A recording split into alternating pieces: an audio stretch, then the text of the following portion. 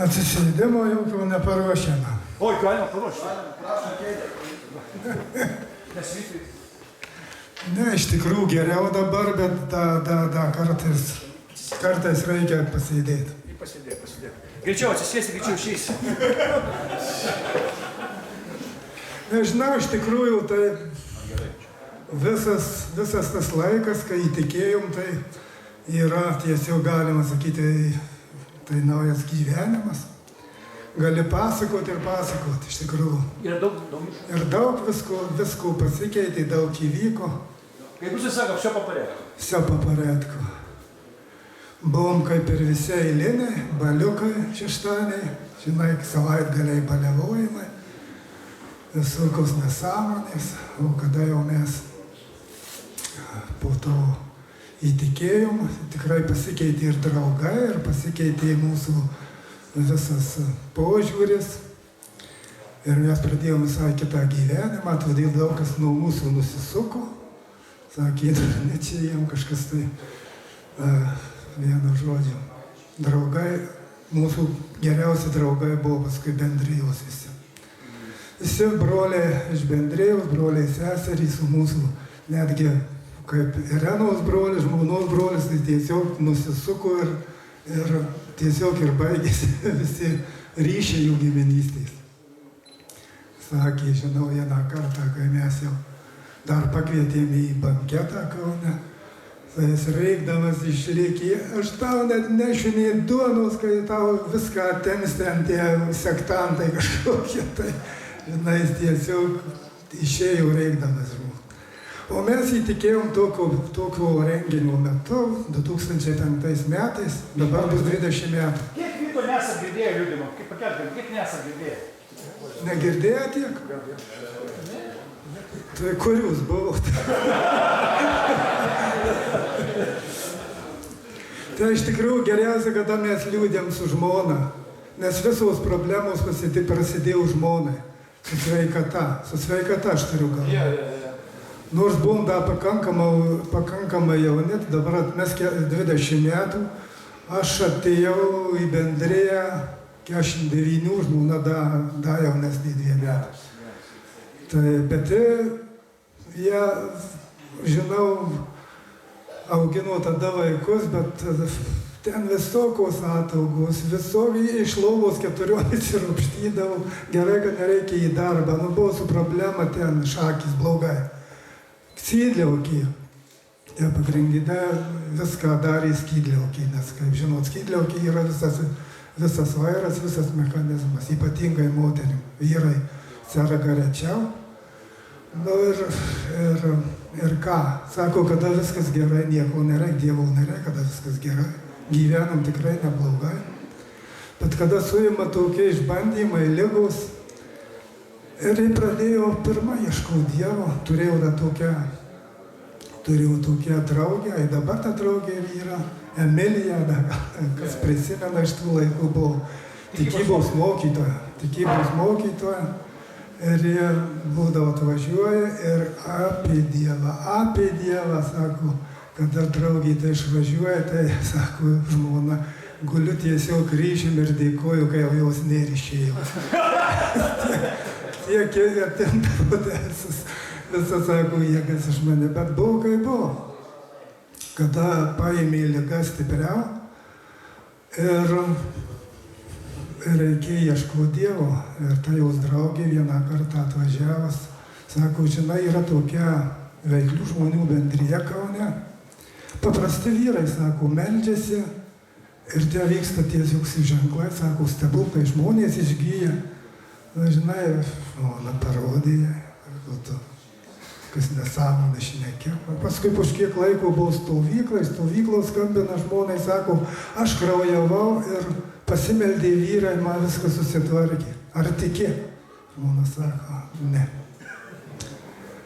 Nu ir vieną kartą atvažiavusi, sako, žinai, šį mėnesį buvo rugsėjo pabaiga, sako, šį mėnesį bus Kaune banketas ir sako, tu turi atvažiuoti.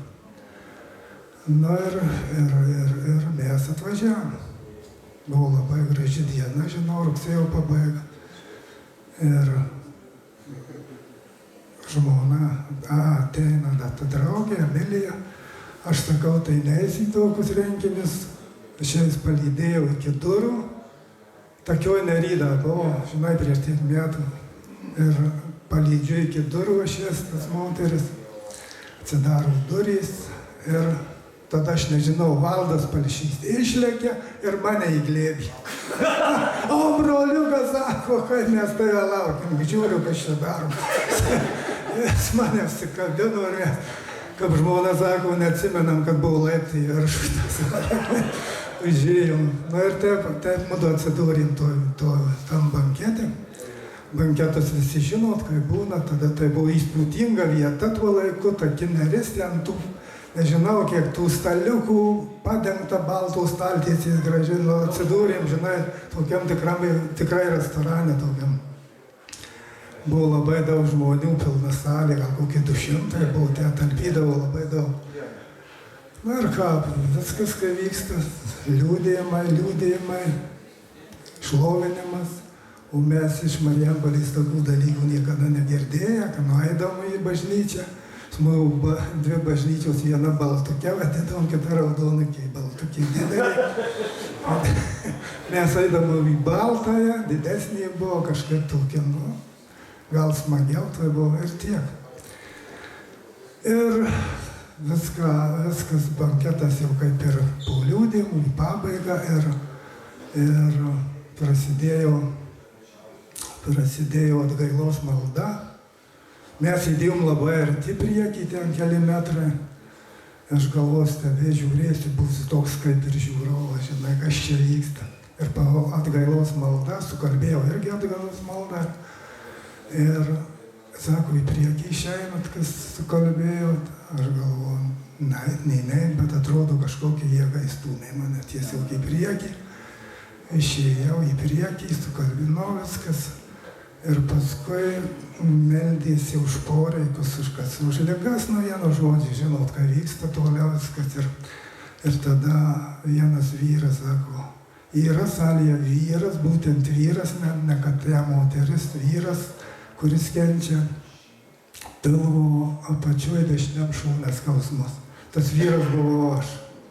Aišku, aš ten atvažiavau, aš jau neturėjau jokių tikėjimų, kad tie kas nors gali vykti, žinai, tiesiog buvo kažkaip tai mūsų diena.